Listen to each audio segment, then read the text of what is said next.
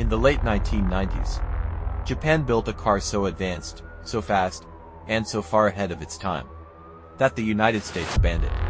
A machine born from obsession, engineered not for comfort, but for domination. This is the story of the Nissan Skyline GT-R R34, the forbidden legend that changed the car world forever. The Skyline name began as a humble family car in the 1960s, but by the 1990s, Nissan's engineers had a dream to create a Japanese car that could destroy European supercars. The R32 and R33 GT-RS were already powerful. But the R34 was something else entirely. It was a computer on wheels. Under the hood sat the 2.6-liter twin-turbo straight-six engine rated at 276 horsepower officially. Unofficially, everyone knew it made more. Back then, Japan's car makers had a gentleman's agreement not to advertise more than 276 horsepower.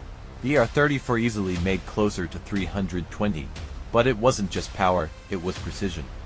Its all-wheel drive system could send power to any wheel in milliseconds. And with active yaw control, it sliced through corners like a scalpel. This car didn't just go fast, it thought fast. When the R34 hit Japan's racing circuits, it didn't compete, it dominated. Rivals started calling it Godzilla because it crushed everything in its path. The car became a national icon, a symbol of Japan's engineering pride. And thanks to video games like Gran Turismo and Need for Speed, the world fell in love with it. Millions of gamers knew every curve, every sound, every gear shift, long before they ever saw one in real life. But while the world wanted one, there was one country that couldn't have it, the United States. In the early 2000s, the R34 GT-R never made it to US showrooms. It didn't meet America's strict crash and emission standards, and Nissan never built a US version. It was too costly, too complex, too specialized. That made it illegal under the Motor Vehicle Safety Compliance Act. Some tried to fight the system. A company called Motorex imported a few R34s, claiming they modified them to meet the rules, but when the government investigated, they were shut down. Cars were seized, some destroyed. The R34 became more than just a car, it became a myth. The machine you weren't allowed to own. When something is forbidden, it becomes irresistible. The R34 became the holy grail for car enthusiasts. Collectors, YouTubers, celebrities, everyone wanted one. Paul Walker, the star of Fast and Furious, even owned several R34s, legally imported for racing. Others weren't so lucky.